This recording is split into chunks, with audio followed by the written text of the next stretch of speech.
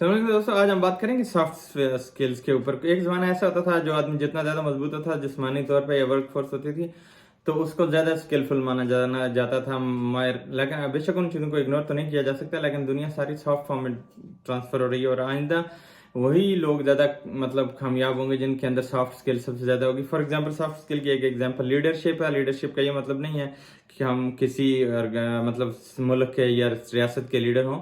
Leadership का मतलब आप जहाँ पे भी हो आपके पास एक लीडिंग रोल हो, आप ऑर्गेनाइज का किसी चीज़ को गवर्न कर रहे हो या आप ऑर्गेनाइजर हो या मैनेजर हो तो आपके पास एक अच्छा रोल हो। ये हमें बच्चों को शुरू से सिखाने की जरूरत है, वो क्लासरूम से ही शुरू करें और ऊपर तक।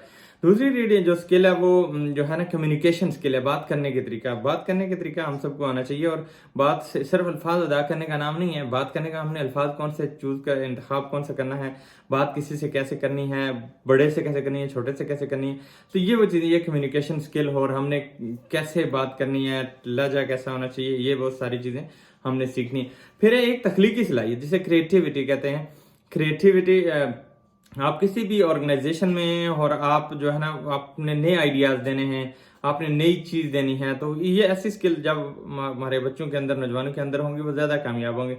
और उसके अलावा एक जो है, हर जगह जब हम किसी भी जगह आते हैं तो प्रॉब्लम तो आते हैं। प्रॉब्लम सॉल्विंग एक ऐसी स्किल है जिसकी वजह से अगर आपके अंदर है कोई भी इशू आता है तो आप बच्चों से मशवरा करें कि ये कैसे करना है, या आपने किसी दोस्त से ये मशवरा करते हैं तो प्रॉब्लम वो सोल्यूशन, कुछ लोग वो आपको आइडिया दे देते हैं। ये स्किल हमें सीखनी चाहिए कि प्रॉब्लम कोई आ जाए तो उसे सॉल्व कैसे किया जा सकता है। ये अगर होगी तो हम ज़्यादा कामयाब रहेंगे।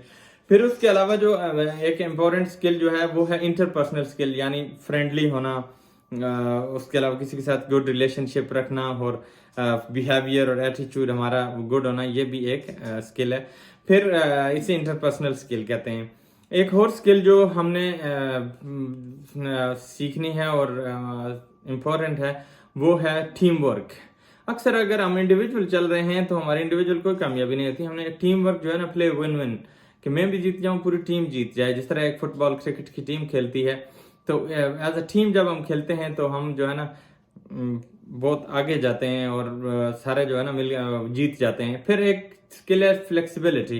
फ्लेक्सिबिलिटी का मतलब अपने अंदर गुंजाइश रखना, कि हमारे अंदर किसी दूसरे को बर्दाश्त करने की नहीं, तस्लीम करने की, उसको एक्सेप्ट करने की, कबूल करने की कितनी गुंजाइश है और हम उसको जो है ना कितना यूटिलाइज कर सकते हैं। तो हमें ये स्किल भी सीखनी है कि हमने दूसरे को बर्दाश्त करना है, तो ये भी हमारे लिए बहुत ज़्यादा ज़रूरी है।